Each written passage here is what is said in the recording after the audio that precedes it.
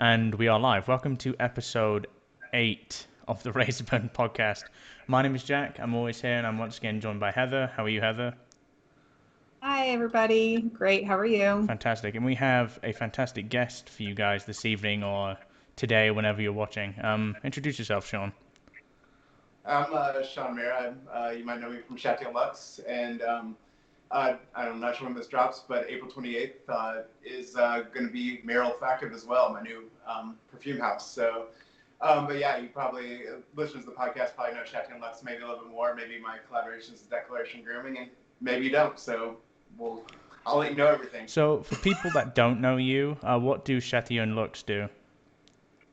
It's a house that so it is makes like fragrance and also like skincare products. So I do like an aftershave, and so it started off in like as like this thing I call a skin salve, which at the time there weren't like a lot of artisan balms or like anything, or really a lot of artisan aftershaves were just alcohol and Oh, man. fragrance. And there was and so since I got into wet shaving, of course, like I had a beard for a long time. I have a beard now again, but uh, like I shaved it off during a winter, and we had like every single day it stayed the single digits Fahrenheit, like, and so like my face was just dying, and so I just made I had a L'Occitane balm I really liked, but it was like um, you know, expensive, and I thought maybe I could once I get into a hobby I like dive in real hard, so I thought I'd try to make something. And like, so I got obsessed, in my tiny little 1 bedroom apartment, like shit everywhere, and like just like trying to like figure this out. And then like once I started to do that, I was like, well, I can't have this without a scent. And as soon as I started making the scent, Wow. I was like, this is amazing. This is clicks with me. So I used to play music a lot, and it just feels like it touches the same side of the Yeah. brain as that. And so like next thing I knew, I had like 3 scents, Wow. I mean, and I couldn't, and I was like, well, this is. So I kept on going that the fragrance side of the business. I'm sorry, the aftershave, and I was making more sense. And then I hooked up with Scott from at then L&L Grooming, and he was like, hey, like I don't know, you don't want to make a soap, but I make a soap, and I know you tried that soap, and I was like, yeah, and I love that soap. He's like, well, let's just do this thing. So we got together, and so Chatillon Lux is kind of like a partnership with I used to do other things, but Scott and I just are buddies, and we kind of grew together and came up a little bit together. It kind of started off around the same time. So yeah, so now Chatillon Lux is kind of more of like going into a fragrance house as I evolved in my like abilities, and I think because like that's kind of nice thing about shaving products is you don't have to have a fully formed perfume when you make it. You can get away with just like a yeah. simple accord, and it really helps you grow as a perfumer. But in the background, you can be growing more and more and more. And so now it's kind of grown into like a perfume house, but also like skincare oriented. The salve, unfortunately, a lot of really amazing artisans like Heather, for instance, make really great balms. So I kind The best balm. I'm really happy that all goes out there because base formulation is not my favorite part of it. So like, good on Heather for doing that, so I can kind of like slim the line down. So now it's just the toner, which is like kind of like what I've been called like a liquid balm, like Nivea sensitive for men, like a luxury version of that.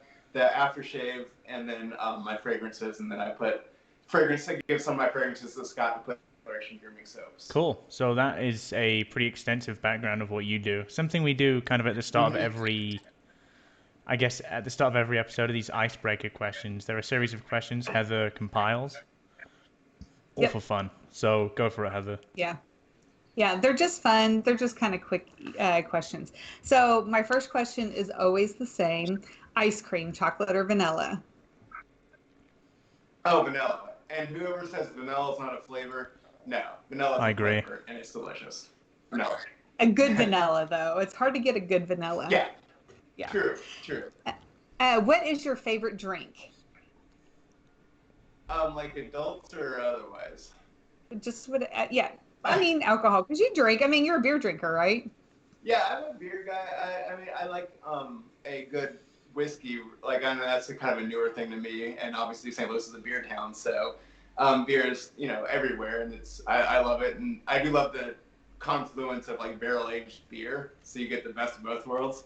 But Yeah. I like something. I like a good sour beer, and I like a good like either super oaky whiskey like bourbon or like a really peaty scotch. Good choices. No Budweiser? I mean, Budweiser is the beer I feel like I get the ball games, I get on barbecues. Like, Yeah. you talk to brewers here who do like awesome microbrews. They're like, when I get off work, I drink a Budweiser. But we all know Budweiser. It's hard to, it's like talking about water. It's the best drink. But I didn't mention it because it's, it's water. It's the only bad thing about going to a cards game because it's like almost the only option.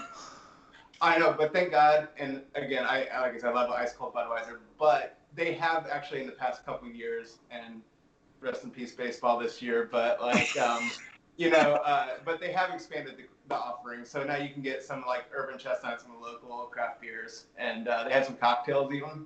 They've grown. But they have cocktails but there, at the same time, you're probably drinking a Budweiser.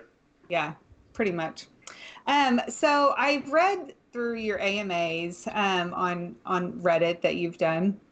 And one thing I've noticed is that you're an amazing writer. And I hear that's actually like your day job, right? Yeah, I work in an ad agency. I'm a copywriter, and I do some video work, some just like basic traditional advertising, digital, web, all that stuff. So yeah, Nice. I write. So what's your favorite thing that you've ever written? Like, especially for your own products. Like, do you have like a ad copy that you've written for yourself that is like your jam, and you're like, I just nailed it 100% on this? I love that question because I have a really good answer. Lamplight Penance, because it was a story that I love to tell, and it really was like for a narrative story, and like I was like, this is it. Like the whole story of the hero from the West coming back, his like dearly beloved Latoka, chieftain's wife passed away while he was on the trail. He was heartbroken, comes back, gets a second marriage of like convenience to retire. They build a mansion just like 2 blocks from my house. And then in the 70s, they pull up the floorboards and they find a painting of his original wife and some relics from the trail hidden up there. So you could go up to the attic and just like revisit his dearly beloved first wife, and so by the lamplight. So it was like I was like, it was a writer's paradise. It was. Oh, nice. Yeah. That sounds like it was just set up meant to write.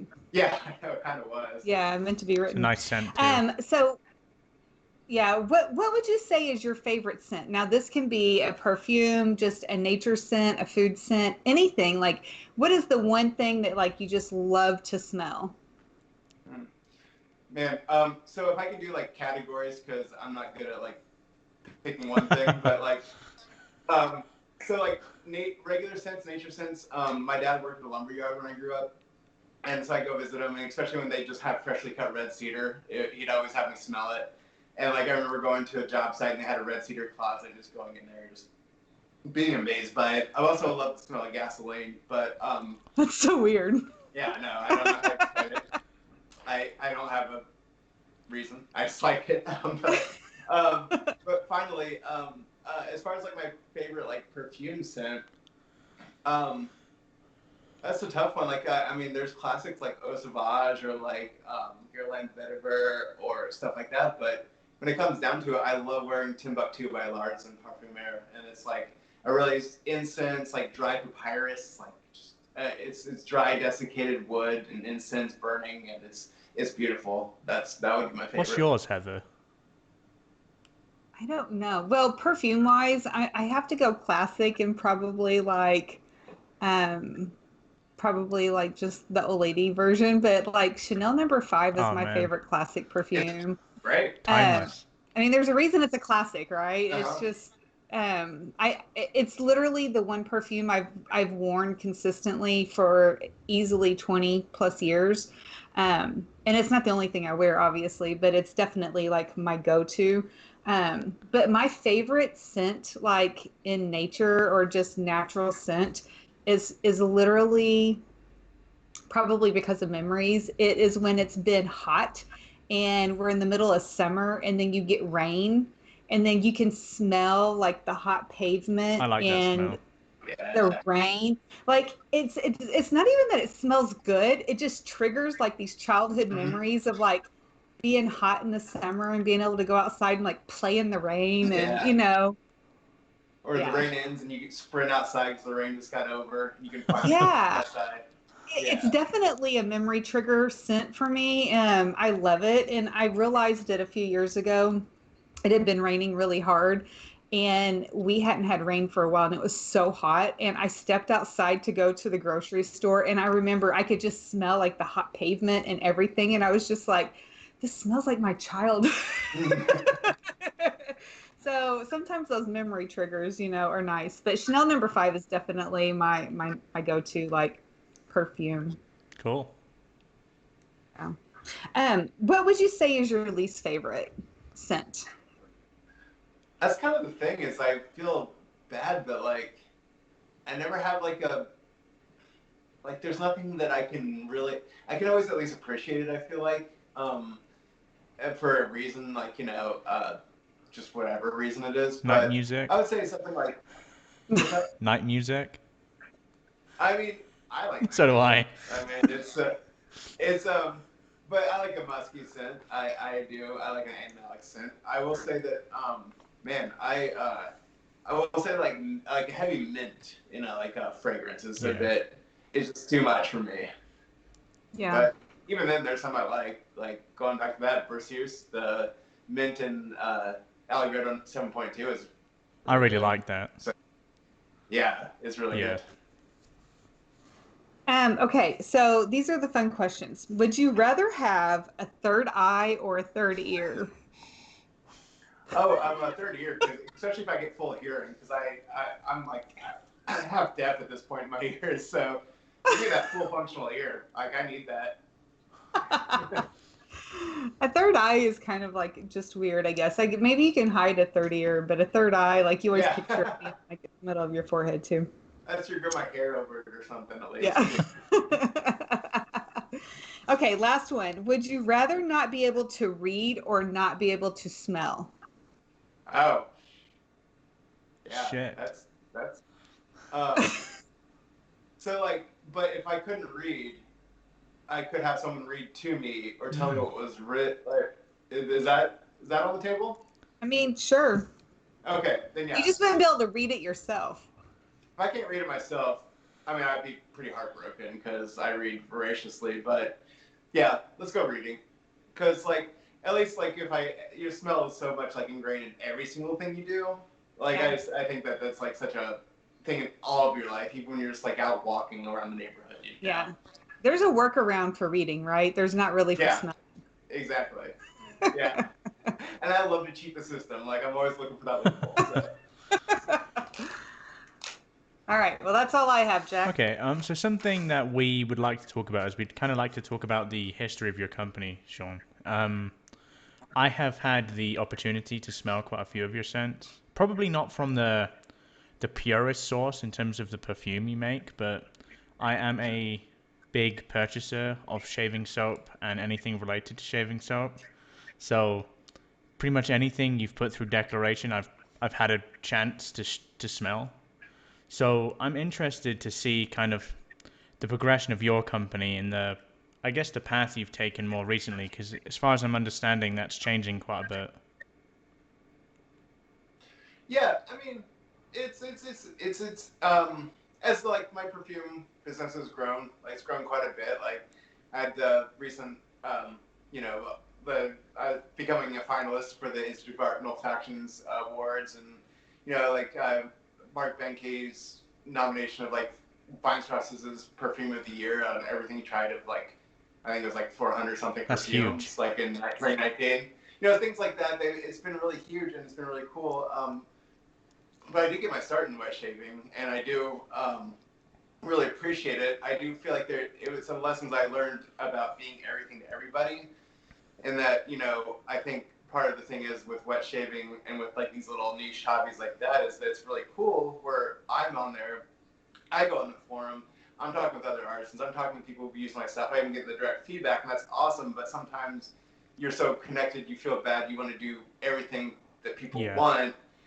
And it's hard because especially if I'm like, hey, because like my aftershaves are super low margin. I don't really make anything else soap. It's kind of supposed to get people to buy my aftershave kind of thing, where you put the money out there to kind of do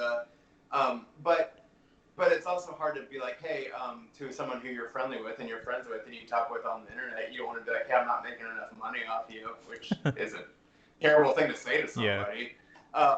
but I've realized that I'm like, I can't spend a ton of time doing stuff that's not bringing me fulfillment and bringing me like, you know, I mean, if I'm spending 30 hours a week doing it, like, and I'm not making money off it, like, or I'm making like $8 an hour, which is usually like, if I do a wholesale order, like my thumbs are calloused over, my iPhone won't read my thumbs by the time it's over, because I've like done so many aftershave like things, and it's like, I mean, I don't mind doing it, but it's like, I can't make that my focus, especially whenever I feel so much, the creative boundaries that you can push with perfume. And I learned, like, when I did that Santa Luster release, like in the soap, and I did it, and I spent like a year crafting it. It was great. And then Scott puts it in the soap. He's like, we can't smell this. You got to do something, because this is not going to work in this soap. And so I spent like months under the trigger after having it already announced the release date, like over and over, trying to reformulate this to get it to show up in that soap scent and be like somewhat even close to that. And I realized that like that's when I learned a hard lesson about there's a difference between formulating fine fragrance and formulating functional fragrance. Yeah. And I've grown to really grow a lot of respect for perfumers who do functional fragrance, because you put something in the laundry and like you need your fragrance to hold up to that. Like, that's way more challenging, I feel like, than making a great perfume in some aspects. But yeah, so I think I found a nice balance where like Chatillon Lux is going to keep doing, stuff that is formulated to be, I think, like on the level of niche perfume and great perfume, but also on the level of like, or on the composed in a way that can survive in a shaving scent and be able to hold up to that and smell good in any base. And then I separated like some of those parfums line, like the Nefertiti and Santa Luster, into this new company, Maher of Chatillon, that I'm launching, that I mentioned, because I think those are great, and I want to do that, but I also want to do something and stay faithful to where I'm from.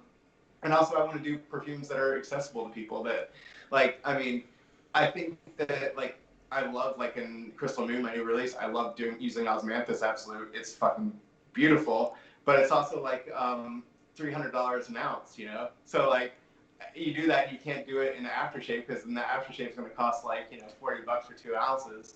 And so, I kind of feel like there's like a fine line, and I just want to be able to do the stuff that's like really great perfumery that's not restricted by anything, but I also want to do something that's like affordable, able to be in a bunch of bases, maybe able to be enjoyed by somebody to as full as extent as possible in a shaving soap base.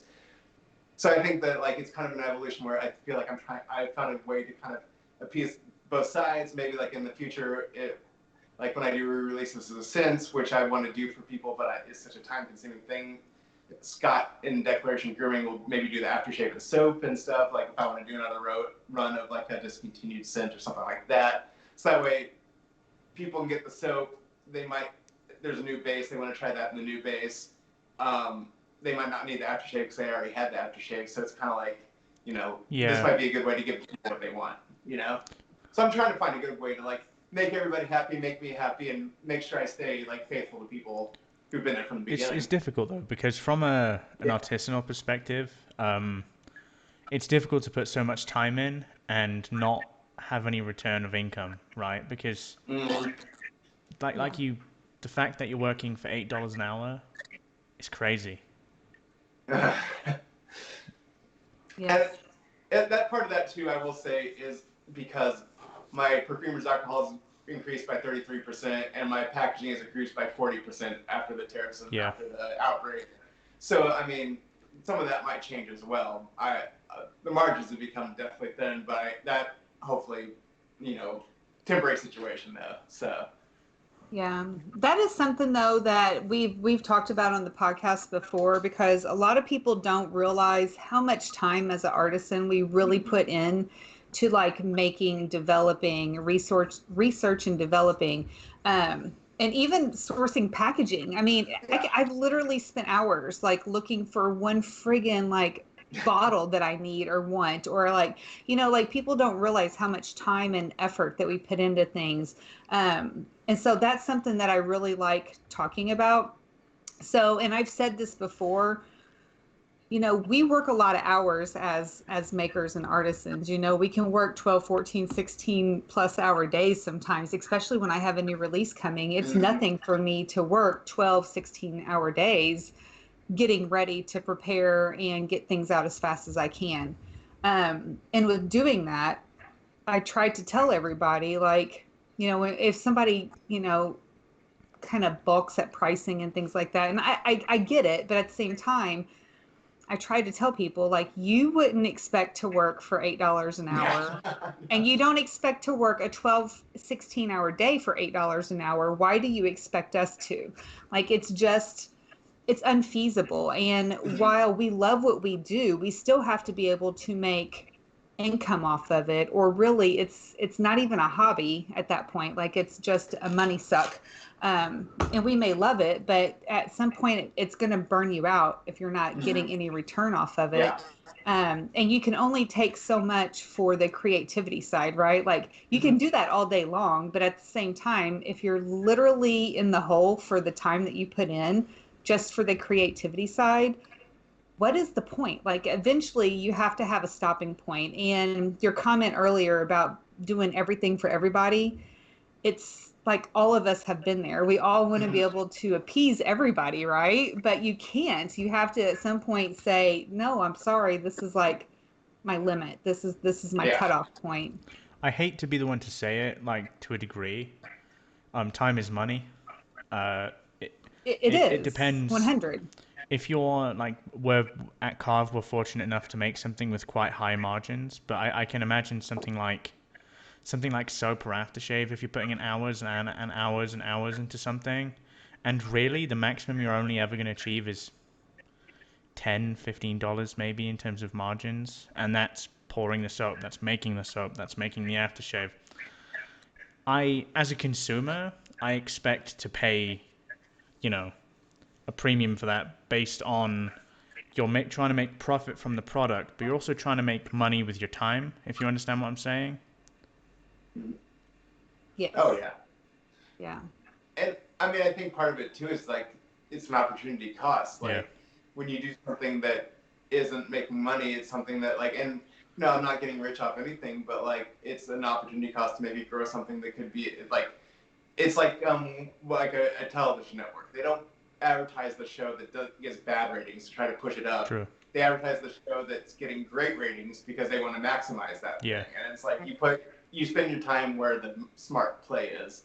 And if it brings you personal satisfaction too, which is really what the whole of this is for me too. Like, it's hard for me if I'm working on a great formula and I love the formula and I'm super excited about the formula to just put that aside and then just go bottle aftershave for like 2 hours, because like you only have like a few hours after your job to figure out, what you're gonna do before you go to bed too.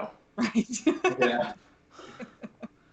And Yeah. I used to burn the midnight oil, and I told myself I'm not doing that anymore because that's just like a fool's game. I feel like too. I agree. You know. Chris Kirchin kind of carved touched on that. Like, there was a time when he was doing 80, 100-hour weeks just to get stuff done. And I think after a while of doing that, like, I think you can handle that in your younger years, but once you start getting on and you Yeah. start doing it repeatedly, it really takes the toll on your health, your mental health. It's just something that Yes. I think it's so important to have the balance of understanding that whatever you make requires heart and soul, but at the same time, like, if you're not getting any financial benefit from doing that, that can only last for so long. Yeah. Mhm. Yeah. And if I can make cool stuff and buy like a extra nice whiskey a week or something like that's cool. I'm not, yeah, but like at the same point, you want to have some reward from it. There, it doesn't have to. Like, I feel like that's the thing people always see. I always see people being like, assume like me or anybody's like making a ton of money. It's like, no, like this is. And I mean, I know a lot of people do it for the love of the game, and I'm happy for them. It's kind of a low barrier of entry to a little bit now that there's so many recipes out on the internet and stuff. But like, and that's why you see so many of these people, I think, burn out Yeah. because like, you have to have something that you're getting out of it, Yes. or else eventually it's just doing favors like 45 hours a week on top of your full-time job. I don't have kids, but if you got kids, like I can't even imagine that. Like, you look at Justin from Bufflehead, no wonder he burned out. Like, he has a kid. He had a very successful career. I actually met up with him when he was in St. Louis one time, and I was like, man, you are really good at what you do as a consultant. Like, man, I totally get, like, you love making soap, but the way like people, the way that you get put through the ringer for this, like, go do your job that you're brilliant at, that you like are super successful at. You got a new kid, like enjoy your kid. Yeah. I don't It's blame them. Yeah, it's definitely a hard thing that we all as makers have to learn, and that's balance. I'm not good at it. Yeah. I'm really not. And it's like my goal this year. It was like my personal like New Year's goal was to work on like balance in like work and home because I am very on and off and all or nothing. So usually I'm very work hard, play hard. I have very little downtime at home, almost none. And this like quarantine has shown me exactly how much zero downtime I have at home Yeah. because all of a sudden I'm like, I have a couch I can sit on and Yeah. watch TV. What? Like, where did this come from? like, yeah. So it's hard to learn that balance, right? Yeah.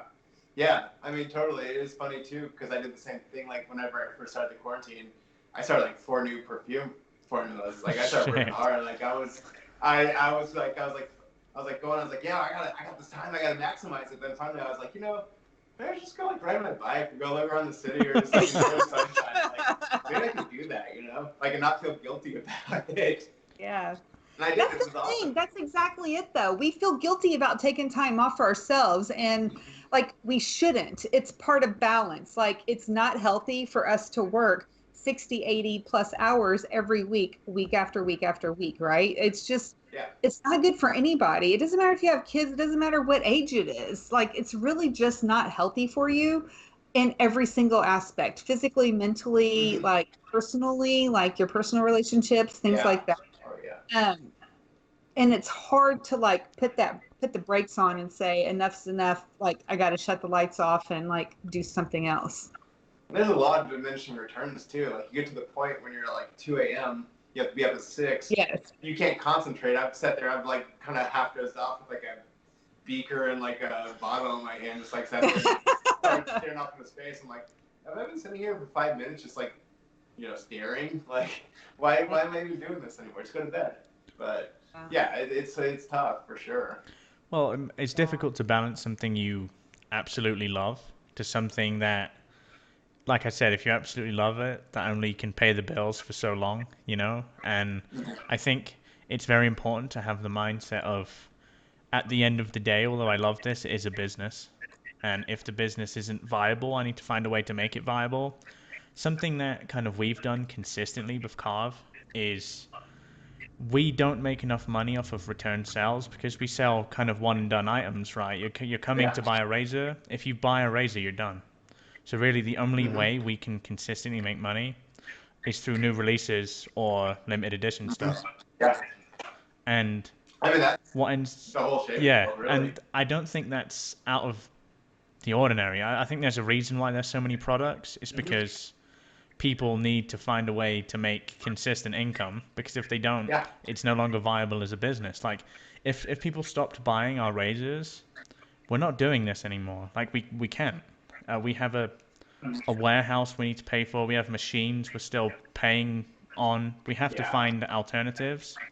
And although it's so easy as the consumer, and I'm a consumer, like before I kind of got into this side of the business, I just saw these products being churned out.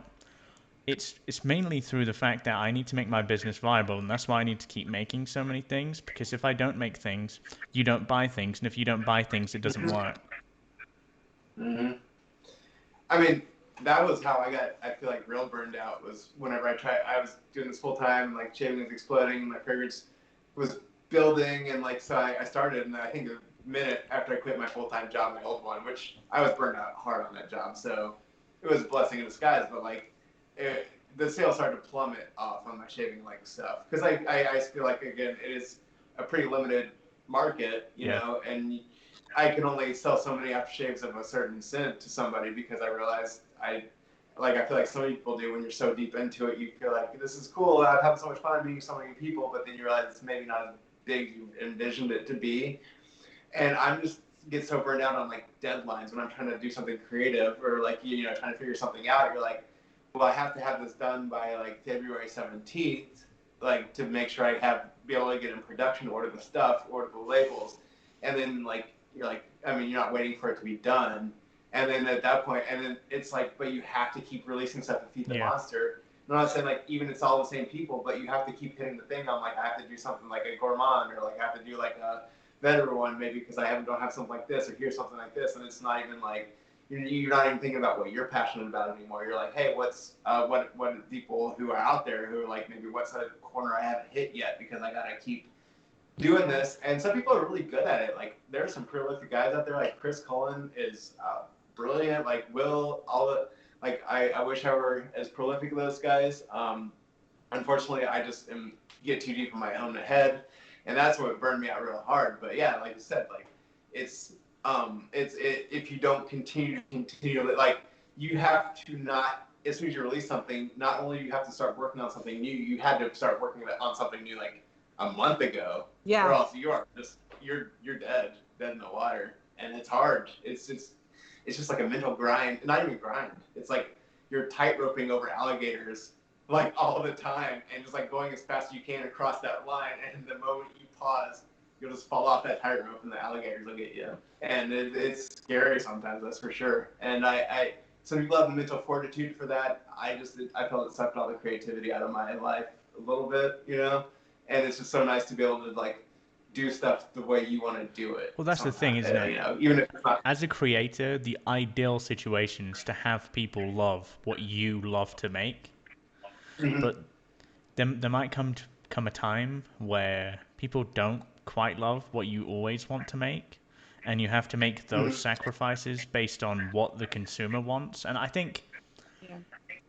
as a degree, as a business, that's probably the smart approach to make, kind of as you just alluded to, Shawn. But I think as a maker that has an idea of exactly how they want to execute something, it can be quite painful for it to either fall flat on its face or for you to not be able to just frankly not be able to do it at all.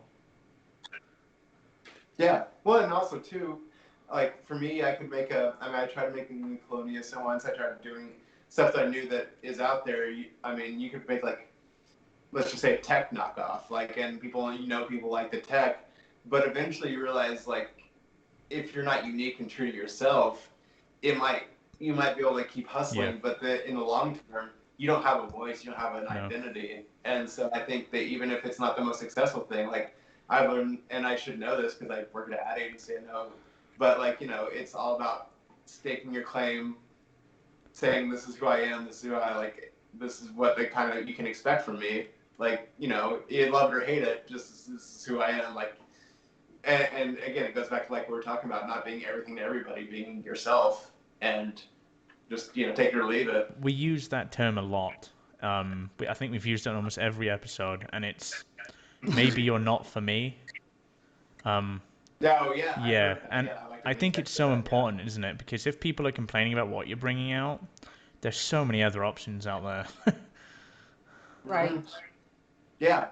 No, I know. So when someone's like, I don't like this one simp you did, I'm like, well, I mean, I'm sorry, but like, like if it's just the 1 out of 10, like, isn't that pretty good? Like, again, going back to baseball, like they only succeed 1 out of 3 times, and that's not Yeah. Like, I think that's a pretty good percentage. But, again, it just sucks because, I mean, especially in an area with like so many great options, like what shavers have, like with so many, like it's hard to go wrong. If you do go wrong, it kind of sucks because you're like, well, like there are so many other great options out there, and it doesn't mean that you went wrong. It just didn't click with you, and it just sucks because like that's opportunity cost again. Like I could have had something better or something that clicked with me, but it's and I actually saw something on Reddit today. I was like, that makes so much sense when they were like, yeah, this hobby can get expensive, but have you ever thought about like buying nice bikes or buying nice watches or buying nice whiskey? Like, you buy 2 amazing watches, that's more than most people's collections, including the nice straight razors and stuff like that. Well, I always describe this hobby and the things we buy as affordable luxuries. I mean, I can buy 10, 20, 10, 15, $20 soaps, and I don't see much of a kind of like financial problem from that. But buying 10 luxury watches is it's gonna be a problem. Yeah. Yeah, for most people, yes, Yeah, yeah, for for sure. sure. Yeah. So, I mean, carry on, carry on. oh no, I think that's where the world is going too. We can't getting to the point with the Great Recession and now what's happening now. Like, I mean, I don't own, I rent. Like a lot of people my age, like whoever's age, like it's hard to buy a house at this point. Like affordable luxuries, I think are a Yeah. huge thing right now because we need a fun little experience to divert our life from whatever is going down. But so I think it's totally great. I think that's one of the best things about this is that, and that's the thing about Chatillon Lux. Like I was saying, like I think it's great that there are avenues for that, but it is definitely something to keep in perspective that it is a luxury still, even if it's an affordable luxury. Which kind of Yeah. brings me to the idea of, let's say if you're not making money, and I think as a business you kind of have to branch out and start doing different things because I mean, frankly, if we stopped making money off razors, we would probably end up making like medical instruments or something. Mm-hmm. It can be kind of difficult, like the idea of leaving a space that has been so loyal to you and then Mm-hmm. going to something else completely different in requirement almost because you need to keep your business sustainable. I mean, I think there's a really great podcast, like especially an episode. And I don't love every episode, but Reid Hoffman, who founded LinkedIn, was an early investor like Facebook and a big like, and he's doing that thing now where he's trying to get he's getting all those like tech billionaires to like donate a certain portion of their wealth to like the COVID like efforts and stuff. And he's really cool. He's got this great podcast called Masters of Scale, which is I think a little more tech related than what I'm into because a lot of it is people who are like, I grew this tech idea and then I flipped it or I sold it, and but he has like a lot of really great stuff, and but he did touch on that exact thing where it's like part of the thing is there. I think he called it exit velocity, and he's like there are some people who want if you have an initial idea and it doesn't work, and you love these people and they're great and they're loyal and have nothing against them. And it's the hardest part of a business is to be like, look, I know you love this, and I know you were there at the beginning, but it's just not working for me. And I have to like stop this, and like they're going to be mad at you, especially because they were there from the beginning, and rightfully so. But and it's a hard thing to do, but it's necessary to be like, look, I mean, it's like a bad relationship where it's a poisonous relationship, but you also aren't like, I don't want to break up with you but I also feel like, but I also know that everything we do together is like terrible and ruins my life. So you have to realize like it's just that we don't have this chemistry. It's just not working. We don't have the facilities to make it work. And I think that's kind of the thing with some of those with the beginning users. And it was more like talking about how LinkedIn and how he grew that past the initial users and how they weren't happy. But it's just like sometimes you have to realize that you have to cut bait, and it's hard and it's painful and it's terrible to say to people. But yeah, I mean, eventually you just have to look at the reality. Well, I mean, I think that's what you're going through at the moment, right? Mm-hmm. You've noticed a clear decline in sales, so therefore you need to find another way to make money to make the business feasible. Um, Mm-hmm. so touching on that, actually, you said you were gonna let's go into a slightly different avenue. So you're starting another perfume house, a perfume company. Like, what's the approach to Mm-hmm. that? What are you looking to do? So I think there was generating a lot of confusion, and when I launched the parfums line in Chatillon Lux, I almost had a new name, but then I was like, I'm just now getting a lot of cachet in the perfume world for Chatillon Lux. I was like, I don't want to like start a new brand because like that would be. So I did. I thought I'd start a new line within the brand, and it just has too much confusion because like Chatillon Lux fragrances. I feel like if you're a good perfumer, whatever your palette is, you can do some great Yeah. art with it. Like you don't have to have great materials, but sometimes you do want to explore those great materials. Like with the Saint Veloster, I was like, I want to use real sandalwood. I want to use this beautiful oud. I want to really push it and like make this beautiful fragrance by like just getting as decadent as possible. But at the same time, like then on the other hand, like I do want to make something that's like Rose Santal, which doesn't have real sandalwood, but I think is a cool sandalwood scent. Um, but I felt like there's the confusion because Chatillon Lux is like kind of the democratization of perfume, whereas Maher of Chatillon is like, you know, art for art's sake, like the Villa Pope, like or like just like just the beauty of like, just being as decadent as possible and just like saying like, I don't care what this costs. I want to explore every single avenue possible. I'm not going to try to like think like, oh, well, I've already used this one expensive material in this formula, but I can't include this because I already have this. And if I had to lose one or the other, because there's only so much more this like formula can bear cost wise. And I mean, and I think sometimes necessity is the mother of invention, and sometimes you can do some really cool stuff. And I have, but I wanted to do something where I like, if I really want to explore osmanthus absolute, I can do it, and I don't have to worry about it. I don't have to worry about, and I think that some people were unhappy that I had such like, you know, compared to my aftershave, my fragrances are higher priced. I think that people don't understand how much more the cost goes into it. The materials, the atomizers, they expect a higher in packaging, things like that with in the perfume world. But like, I think I just want to like try to like say like, here's this thing I do over here. It's for me. It's got my name. It's very indulgent. Yes, like obviously like I'm trying to just like do art for art's sake and just let me have that. And then over here, I have this thing where I'm trying to like, and like, I hope to bring more people into the fragrance world. I think shaving is a great way for that. I think there's a ton of overlap.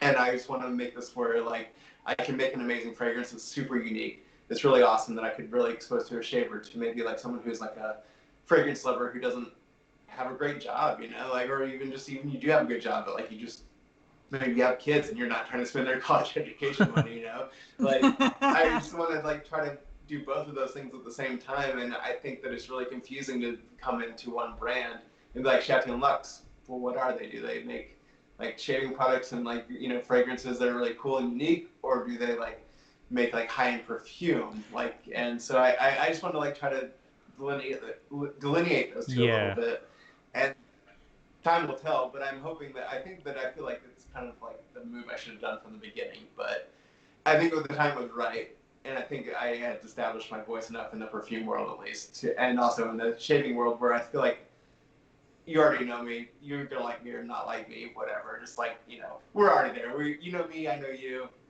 I think the difficulty is, and I mean, you tell me if this is the case or not, but if you're trying to traverse the wet shaving world and get into fragrances, there's two aspects of making fragrances that you have to kind of hold back because of cost. I think the fragrance world just would not accept that almost. Like it would almost be, hold on, you're trying to get into our world, but you're not truly indulging in what we expect from you. Mm-hmm.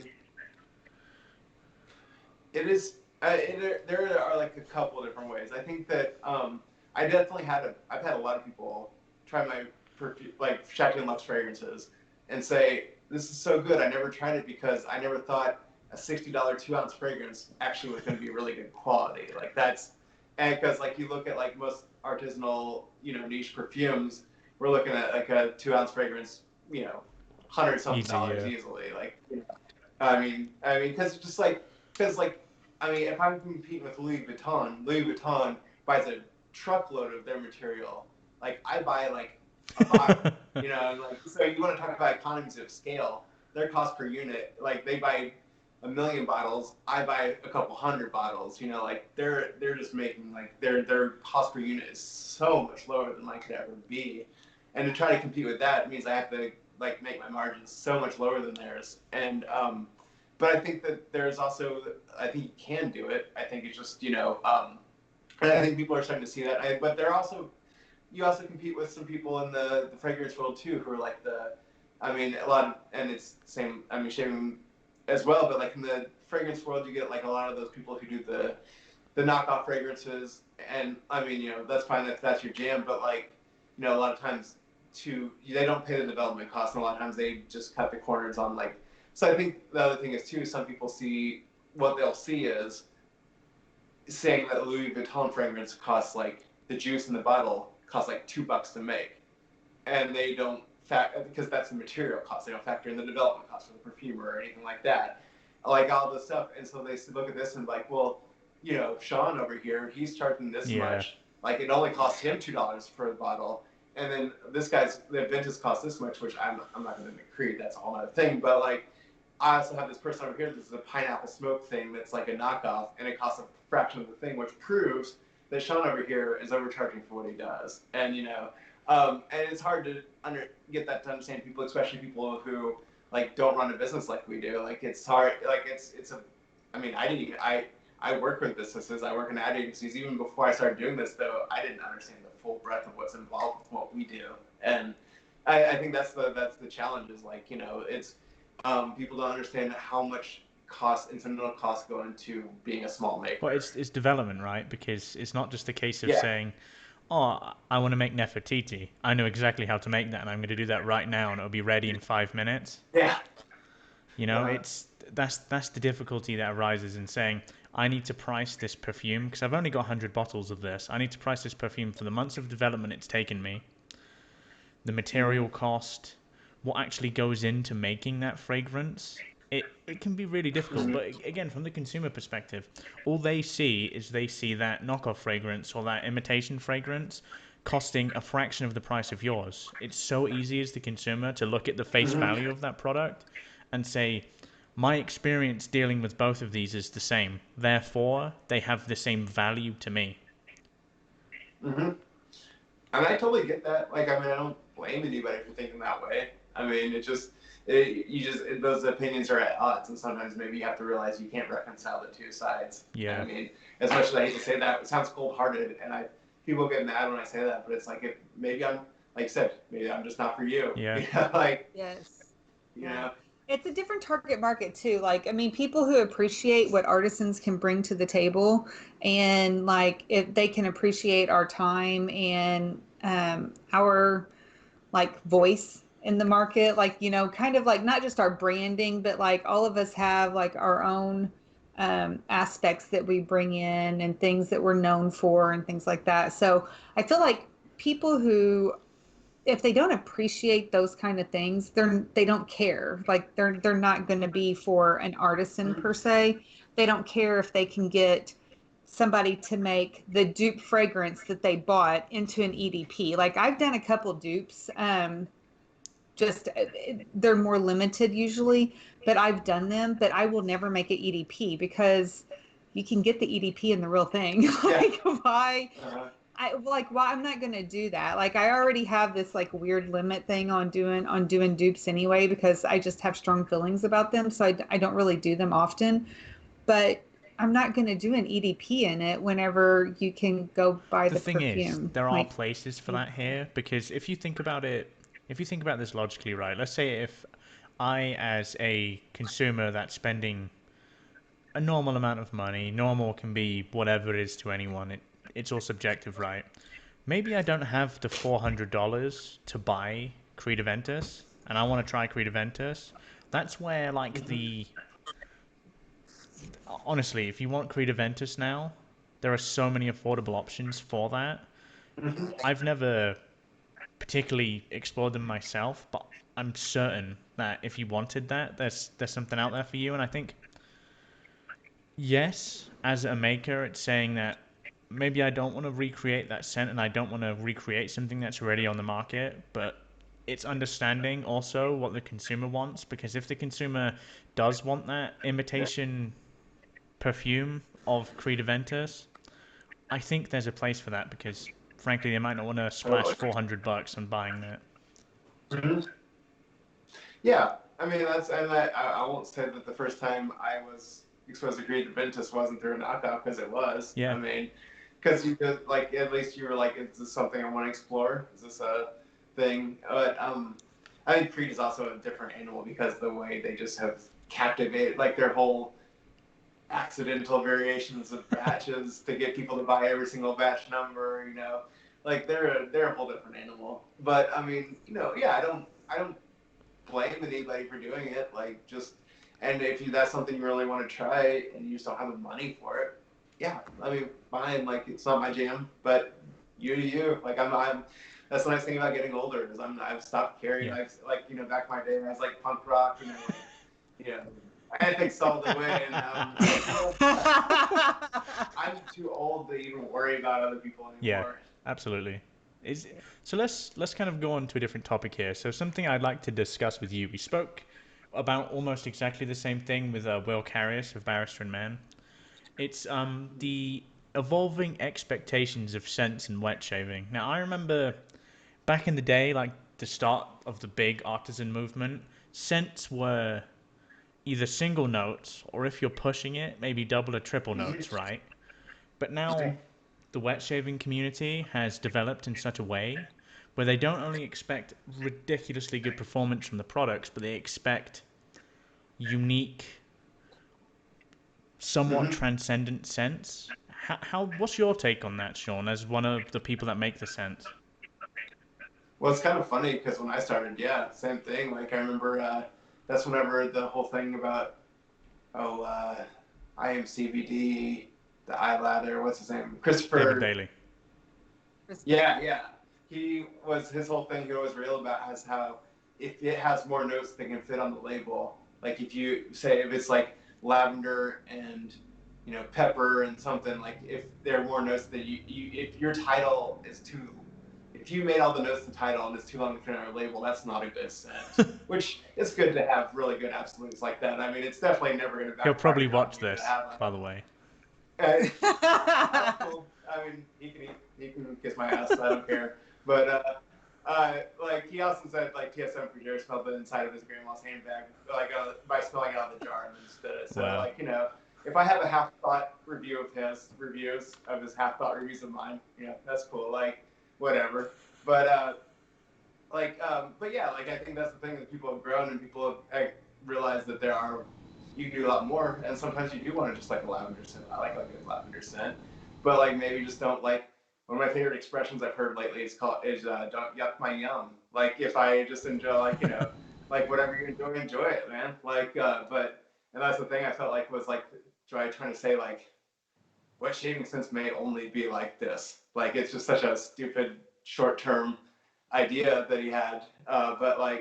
Um, like it's just funny because I think that's really cool that I think a lot of people I think it's a lot of things like movies or anything like people need to give people enough credit for being smart people who can figure things out like and I think people aren't used to that and being talked down to as consumers as fragrance people as shavers and I think by giving people the you know confidence in them to be like, hey, I think you're a smart person. I think you can handle this. Like you're a big boy. Like, you can handle like a perfume level scent. Like maybe like it's not the worst thing ever in the world. And maybe if you don't like it, that's fine too. But I think there was like a long time where people, and I didn't mean to just single out Christopher, but obviously he's a guy who had a lot of rules about what he thought should and shouldn't be. And so like I don't like I think that my thing is like I think you should be whatever you want to be. And like I think that's the great thing about capitalism is the free market bears it out. And I think that we've shown that like people actually do want these things. And so like, whatever, like but I think that's really cool that people have grown and when you give them room to grow, they grow. It's like a plant or like something you put in a bigger planter and they grow bigger.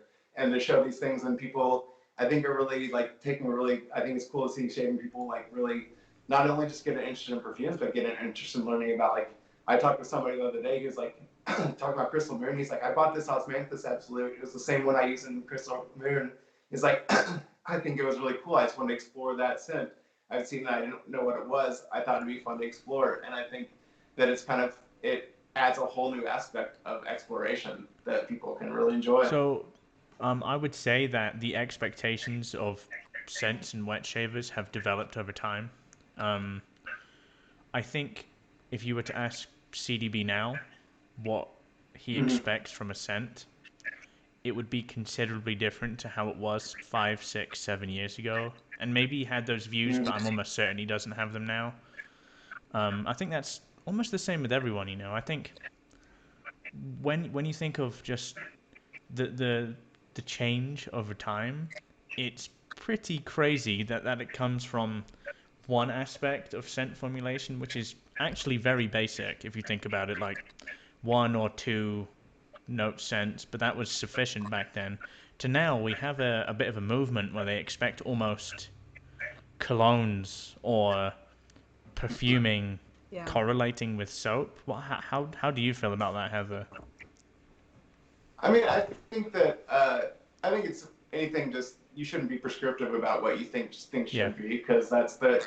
I mean, in the world, like the world evolves so quickly. Like to say that you know everything definitively is so funny in anything because you don't. Like nobody does. Like, I mean, ask any economist like 4 months ago about the Yeah. economy, and they're like, "Well, I think the big problem with the economy is that there's a lack of business investment. The consumer confidence is high, and you know what? Actually, the big problem was we didn't even know. Yeah. It's just.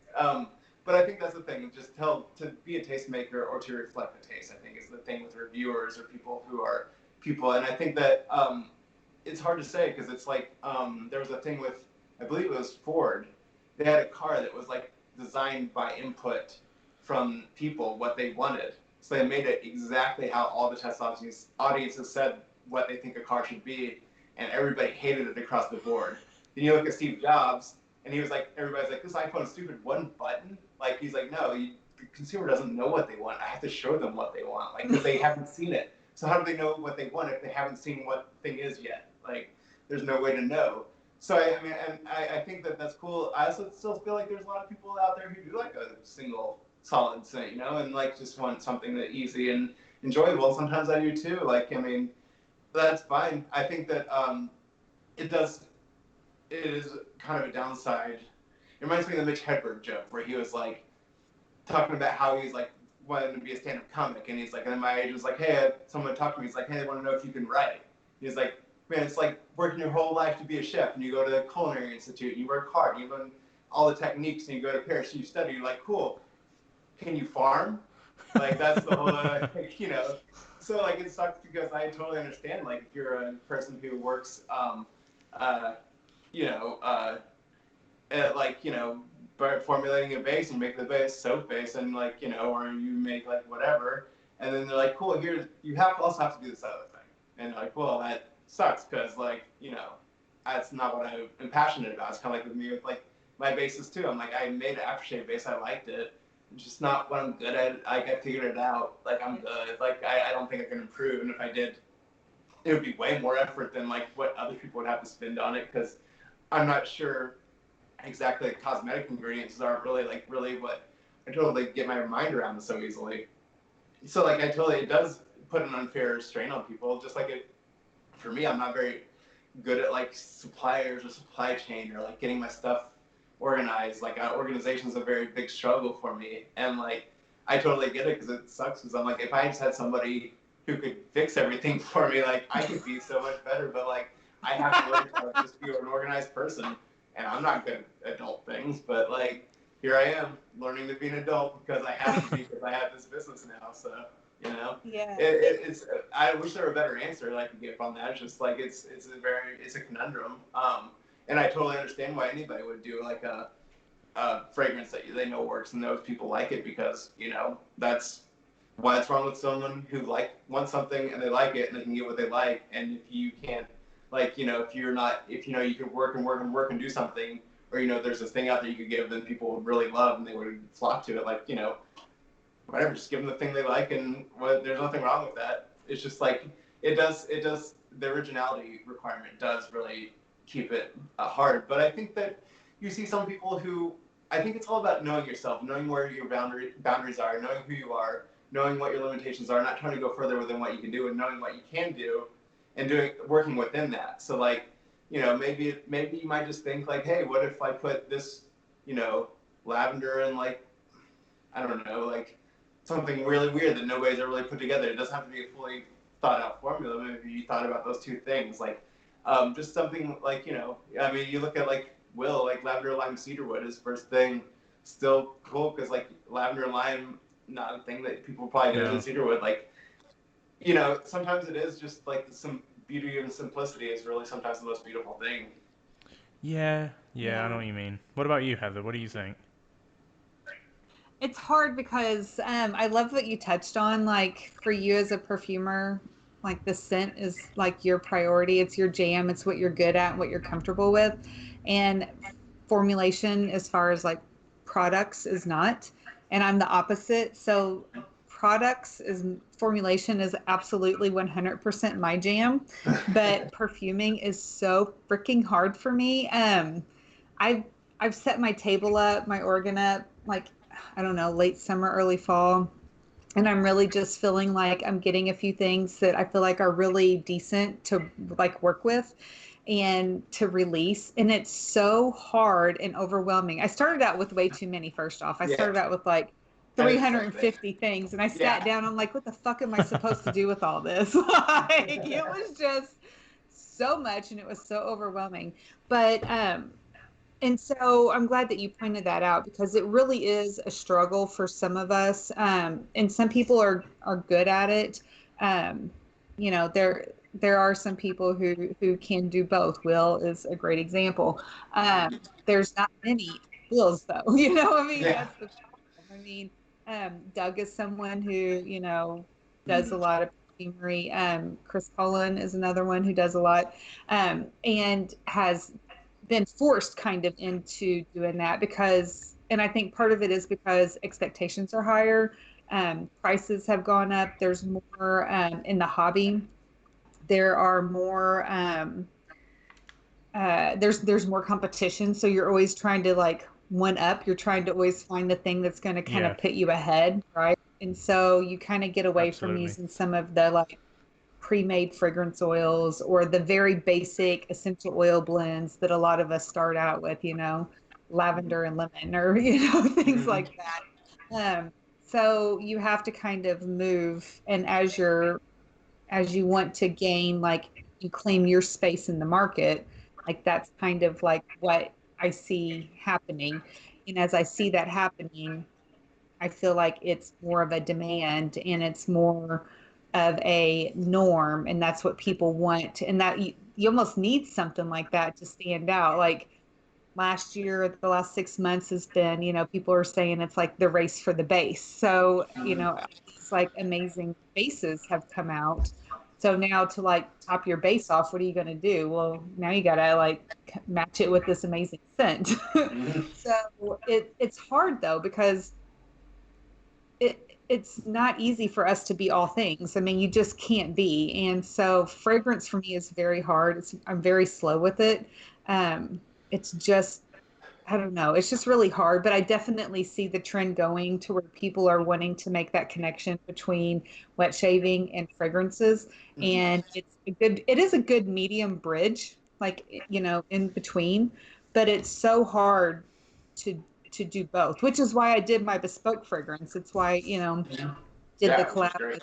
with Byron, is because I wanted something kind of in between, and it was a little bit more of a little bit of a step than I probably needed to take. But at the same time, it was, you know, very well received. And that's because people want, you know, something different. So I don't know. It's hard to keep up with it sometimes though. And I think, like you said, some people do want the simple fragrances sometimes, but I feel like the trend is not sticking with simple Well, the thing is, fragrances. think about it this way, right? Heather, you work for months developing your base. Once your base is done, your base is done. What do people expect you Right. to do now? Because you need to make your business viable, you need to come out with how many soaps a year? Let's say 10, 20.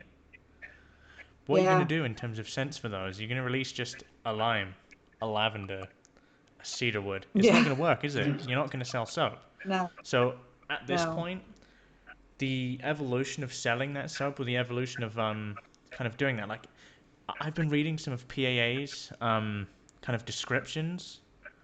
They're wild, but it's what separates them from Mhm. everyone else because he's telling stories within these scents, and it's just wild, but it works. And it's kind of like if those people are what if if those people expect that from Doug, where does he go from there? Like he's writing stories for scents, he's making those scents around those stories.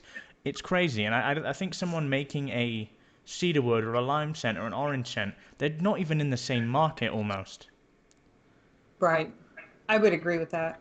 It But also at the same time, I think that's kind of the thing where, like, with your sense of smell, it's the only one that goes directly to yeah your hippocampus, wherever the emotional one is. So, like, those stories, and I feel like I try to do that too. And I think sometimes that's the thing where, like, when you have an emotional connection and you have something to anchor that scent to you, if you don't have a previously built emotional connection, building one that you, like, kind of set the framework for ahead of time is one of the reasons why, like, I feel like Doug is yeah successful because he's really good at building that, like, idea that you can really connect that scent to, and it really like anchors with you a lot better. Yeah, that's actually a really valid point. I think he's good at telling a story behind a scent, and you might be able to, I guess, relate to that story, and then that scent elevates itself in terms of what that means to you. Like for me, there's two types of scents, right? There's the sense that you go, wow, this smells incredible. It doesn't mean much to me emotionally, but you could smell something incredibly simple, exactly like you just said, Heather, the smell of pavement, even like you Mm-hmm. alluded to, Shawn, the smell of gasoline. You smell that, you're like, that makes me think of something.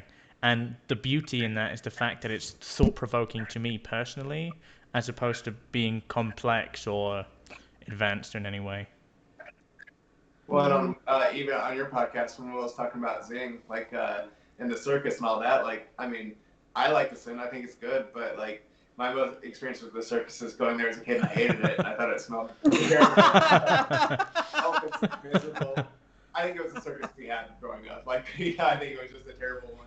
But like, and I like so like it just didn't resonate. But it's just funny. Like I was like, I totally get it. But like when you have that deep-seated emotional resonance, and sometimes that just happens with, especially with something a little more weird like that, like Lamplight Penance. A lot of people hate it. Totally understand it. It's kind of my showpiece fragrance, not really one meant to everybody enjoy, or even a lot of people enjoy. But like I've had people say they smelled it and they start crying because it was just so emotionally evocative. And like I'm like, that's cool. Like for every single person who's like, this is the worst thing I ever smelled. If someone had this moment, they're like, it transported me. I've time traveled. I mean, that's so much cool. And I think Zing is like that, where it's like, yeah, it smells kind of like a circus to me, but like someone else can only be like, it smells like a circus to me, and it's so subtly Yeah, different. it's funny actually you say that Yeah. because I tend to gravitate towards fougere or I guess damp scents coming from England. Like I smell grass, I smell Yeah. wood, I smell trees, I smell rain. Those are the things that speak to me. And although someone might smell that and think, God, that's awful. For me, that doesn't invoke a response where this scent is wonderful. This scent means something more than that to me. And I think as a maker, when you manage to achieve that with someone, it's incredibly rewarding. Mm-hmm. Yeah. And I think that's kind of the one thing that I love about Fougere too. It's such a I always say it's like a Rorschach test for a perfumer. So you have this thing. You're like, here's lavender, bergamot, and oak moss and like coumarin. Maybe you don't even have to use all those things, but here's an Yeah. idea that you kind of have to do. But go do what the thing is that you makes you think of that you understand what a fougere is, what the damp or smell where you're from is. And I feel like a Midwestern one and an English one are probably like a little bit different because that's just what Yeah. we know and that's what we grew up with and that's what we tromped around in like as kids in the woods behind someone's house or whatever. It's just like there's no way you could ever make one that would be everybody would be like, no, that's Yeah. exactly what it is. Yeah, that's so true. I mean, if you think of kind of soap and scents, you alluded to it earlier actually, and I'd like you to elaborate on that. You made a scent specifically. I forgot which one you said. You put it into a soap and it just didn't do anything. How regularly do you think that actually does happen? I mean, that Santa Luster was one that was a big one. That was Rose Santal was hard too. Like the sandalwood scents, especially like sandalwood's such a it's not like weak, but Subtle. it's Yeah. very subtle. Yeah, thin is not even subtle is the right word, and it can and stuff like a really heavy molecule or like a really like volatile molecule like a top note soaks eat both of those up pretty Yeah. heavily. So like you only get those middle notes on the base notes. Like at Rose Santal didn't work in the soap. Like Admiral, which is like has some smoke to it, but I guess I never actually smelled the soap. But like I've heard people say like the smoke comes out way more than that, and that's all they can smell. I think sometimes I think some people are really sensitive to smoke too. But either way, like it's just funny how sometimes you put it in there and it just like you just when it comes out the other end, you're like, well, that's crazy. But then stuff really shines. I think the stuff that you want is gonna have like I find that the stuff that works really well is stuff with really like like big bass notes that really like Yeah. stand out. You can't just do like a thin little musk or something like that. But it's yeah, it's more than you think. And I think the nice thing is with my experience, I've been able to um, like predict that a little bit more now. But it's a hard learning experience whenever you're like, I made this thing, it's my favorite thing, and then someone puts it in the soap, and you're like, well, it smells like, yeah, it smells like soap. Your soap is. Like, how did that happen? And they're like, and then that sucks because you're like, well, I have to go back and do emergency surgery on this thing, and like, I've done that. Where like, yeah, I have some soaps too, like where I'll do like, I've had to I've reformulated a little bit whenever I send it there because I already know it in my mind that the soap will mess it up a little bit. So I just know like I need to like maybe push this up a little bit more, take this down a little bit more, and like it's very subtle, and you might not even smell it if you smell both of the concentrates. But I just kind of feel like at this point I know that it's a pretty regular occurrence to answer your question. It's really challenging. So do you think kind of producing that then, you need to almost make sense for scent's sake and sense for soaps because they're two almost completely different things? I mean, a little bit, yeah. Like that's why Rose Santel and Admiral are no longer in shaving products, and I'm trying to get better about with the Chatillon Lux stuff, thinking about how it will hold up. But in the end, yeah, like you said, I think you need to make what you believe in, and then afterwards, try to decide how you're going to be able to apply it. Yeah, it worked backwards a little bit. Well, that's the thing too. So with products, one thing I worked really hard on whenever whenever I formulated the tallow and for my aftershave balm, is I worked very hard to make it as scent neutral of a base as possible. And that's not easy. And especially with the shave soap, because even unscented, it has a soap scent. I mean, like it just has a natural base scent that you're having to work with. So whenever you have these delicate notes, that are already very subtle, and then you have this like natural base scent that you're having to also overcome, it definitely can change the scent, or it can totally throw out some of the notes. Um, excuse me, but it's definitely one of the issues too is soap stresses a fragrance out in every single way possible. It has heat added, it has all these different like external like scent components that you have no control over, or little control over. So everything that we do to soap when we add fragrance to it is meant to destroy the fragrance, really. So it's definitely not a friendly medium for fragrance. Yeah, I've been seeing that like watching January Scent Project. He's been making some like bath soaps, I think, and just trying to like I saw that I think they were if they were all new fragrances, a lot of them were, and I did wonder if he tried doing a lot of his like full perfumes in there and just realized, yeah, like oh, this is just a fool's game or what, But I mean, and sometimes it does work. Like I think that like there are some ones that do really great, like Maher of Chatillon. I think it's great in a bath or in a shaving soap, and was in the bath soap in my short foray in that world. But like, it's yeah, no, like you said, it's everything the soap does is trying to fight you on that, and it's tough. Yeah. The balms are a little bit easier. Splashes definitely are easier because they're probably the Well, closest how many to times a do you get perfume base, someone, but like you watch a shaving video, someone says, I don't get any of what they said, and then they open the splash and they're like, whoa, I get it now. Like, it happens so yeah. frequently. Yeah.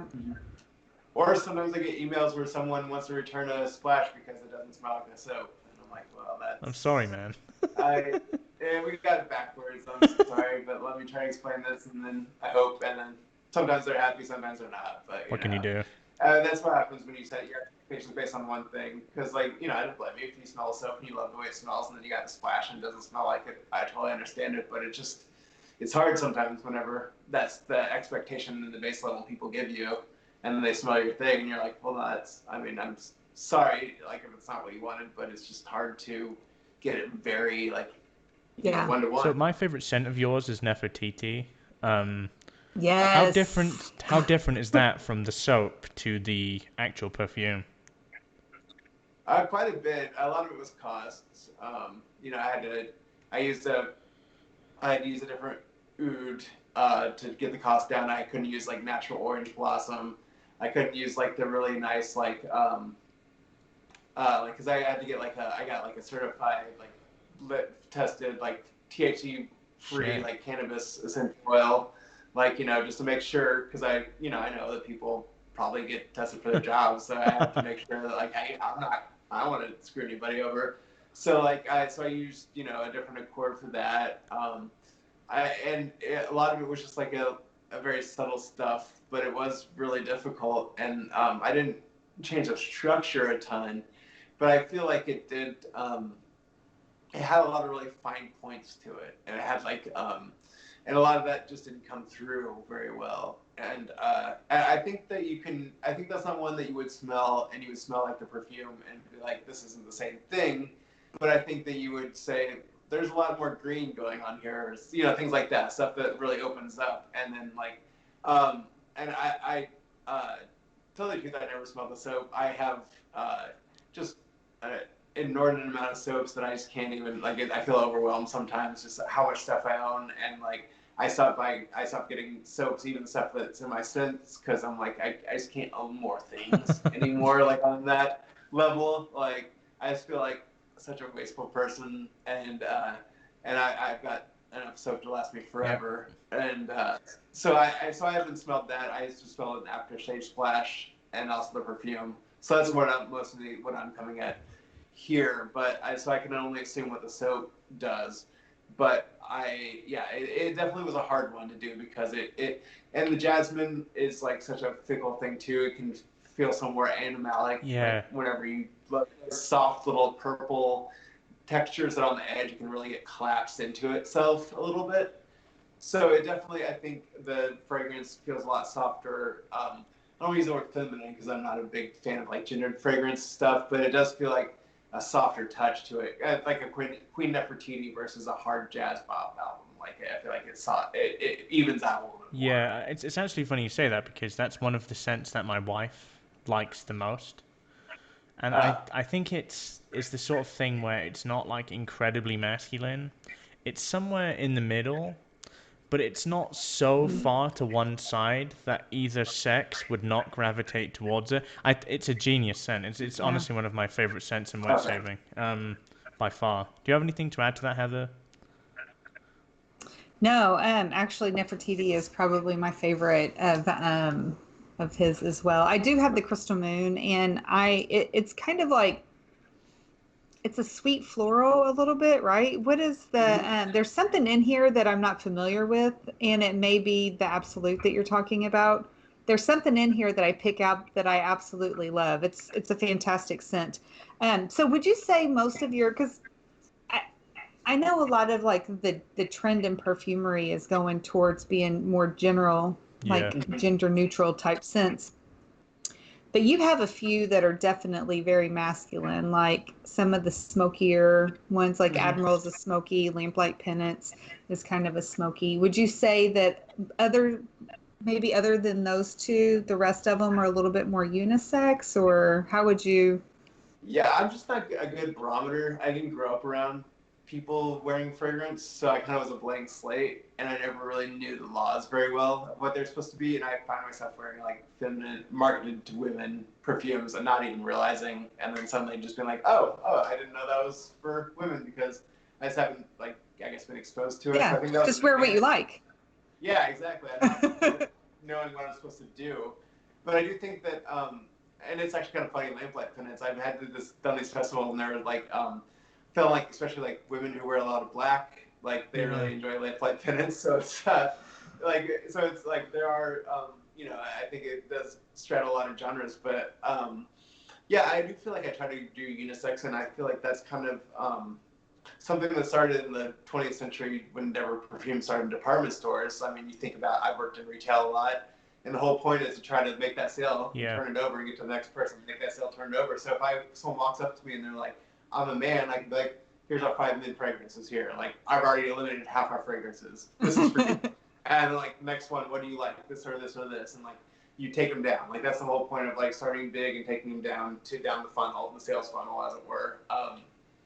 And I think that's part of it, and those have been assigned because you look at like floral fragrances used to be like more masculine at one point in history, like things that like you look at those '70s fragrances, the women's fragrances, they were deep, raspy, animalic, like smoky, like bared teeth, like so things change. Things change. So I think it's hard to say with any certainty, but yeah, I think that's kind of the beautiful thing where if you wear it and you own it, like it's you.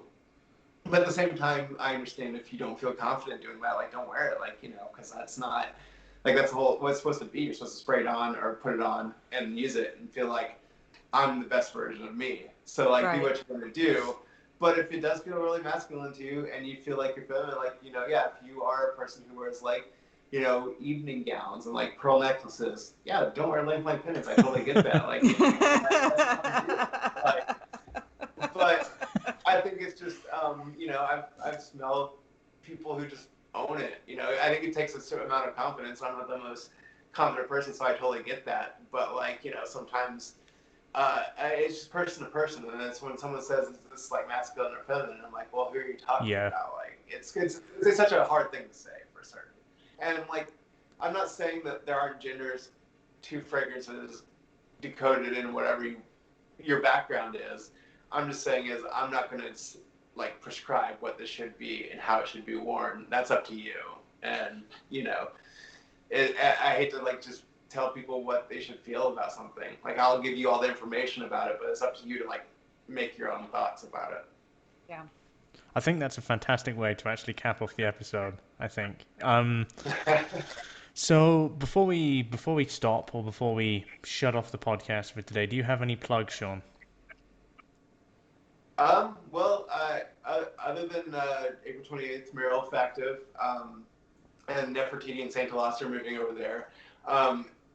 Coming up though, as far as like Chatillon Lux goes, I have this La Petite Prairie scheduled to come out in June, and I've started to put some out there like on some like sample packs, but it's going to be like a masculine.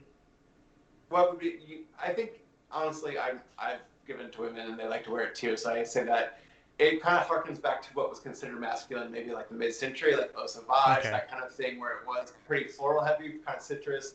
Like when Chatillon started coming out, that has been sent. And so it's going to be, I think it's going to be a good one. People have really dug on it. It's kind of like got a rhubarb pineapple kind of top note to it. And it's like going to be like a modern version of that. So I think I'm pretty excited about that. And I think that I was going to hand it out the Maggard meetup.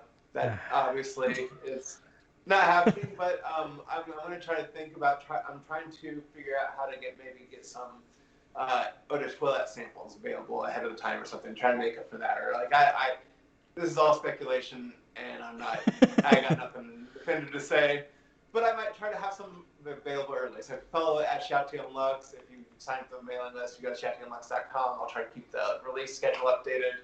So hopefully I'll try to get something set up so to make up for that whole, the changing times. I'll have all of the information, or at least your links, in the description of both the YouTube podcast and the audio podcast. Do you have anything, Heather? No, I actually did all my plugs last week because everything I kind of like came out at once. So the essentials and the healers, I just want to thank everybody because I had an amazing release on it and it's pretty much almost gone. And it was a very personal project for me. And so I have been able to, I'll have quite a good amount of money to donate. I did donate $5 off of each product that was sold for that. So I'm very happy. I do have a raffle that will be coming for them probably in the next week or so. I have a soap and a balm with a matching lather bowl from Thirsty Badger that he donated to go for the raffle. And I also have some brushes that are coming from Heritage that he's donating, that Neil's donating for the raffle as well. So keep an eye out for that. It'll probably be like in a week, so next Saturday. But otherwise, no, just thank you everybody for the support. It was very, very amazing. So I appreciate it. Okay, fantastic. On the carve side, we will be releasing aluminum some point this week. It's probably going to be Friday, so keep an eye out for that.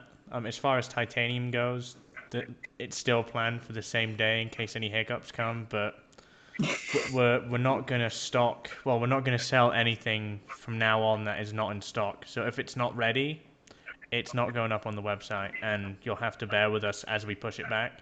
Um, it is what it is, learning experiences. But yeah, I massively thank you, Shawn, for joining us this evening. Happy to do it. Thanks for having me. Yeah, thank you, Shawn, and congratulations on your Absolutely. nomination. It's very Oh, thank exciting. you. Yeah, no, like I told you beforehand, this has been a dream since I really got into the perfume world, and I was like, and even despite all the problems, it's awesome. And like I said before, it wouldn't have happened if the wet shaving community hadn't started supporting me from the beginning. So if you see that up there and knowing that I'm up there, know that that's a sign that people didn't take me seriously before because of wet shaving stuff, and now I'm up here and I have to be taken seriously. So That's right. we have to be taken seriously. That's right. Well, I hope your launch goes well, and I hope everything goes smoothly. I know it's not always.